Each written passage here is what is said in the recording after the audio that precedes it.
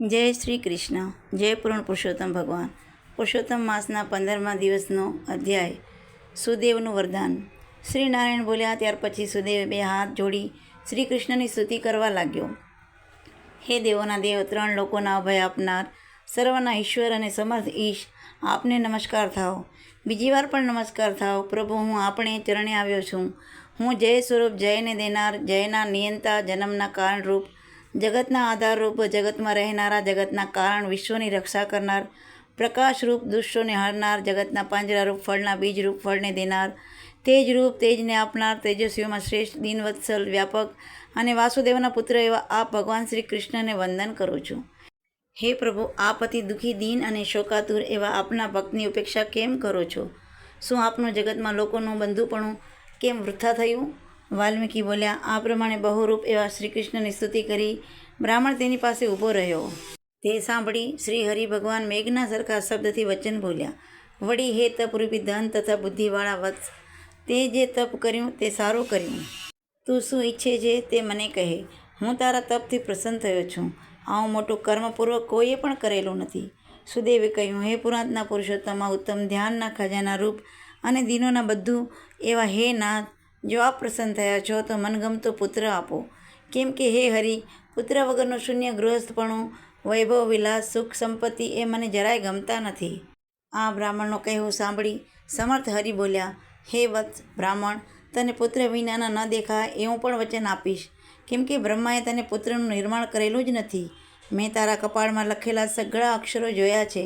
તેમાં 7 જન્મ સુધી તને પુત્ર નથી.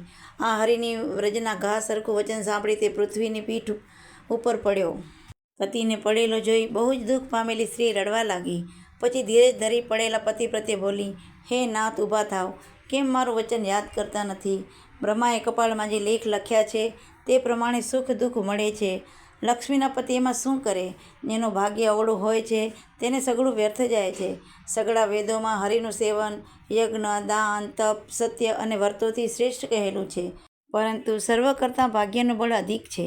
માટે સર્વમાં વિશ્વાસ છોડી ભાગ્યનો જ આશ્રય કરી ઊભા થાવ. આપણને વિષ્ણુથી શું પ્રયોજન છે? આવા તે તીવ્ર શોકવાળા વચન સાંભળી ગરુડ વિષ્ણુને કહેવા લાગ્યો. હે ગરીબોના બેલી, દયાના સાગર, ભક્તોને અભય કરનાર, ભક્તોના દુઃખને નહીં સહન કરનાર, તમે આ બ્રાહ્મણીના નેત્રમાંથી પડતા આંસુઓને જુઓ. આજ આપની દયા ક્યાં ગઈ? અહો બ્રાહ્મણને વિશે દયાવાળા દેવ, હમણાં આપનો પવિત્ર ધર્મ ક્યાં ગયો? આપની સેવાના મહત્તા સઘળી ઠેકાણે પ્રચલિત છે, તો બ્રાહ્મણના પુત્રની મહેચ્છા પૂર્ણ કરવામાં શું શ્રમ છે?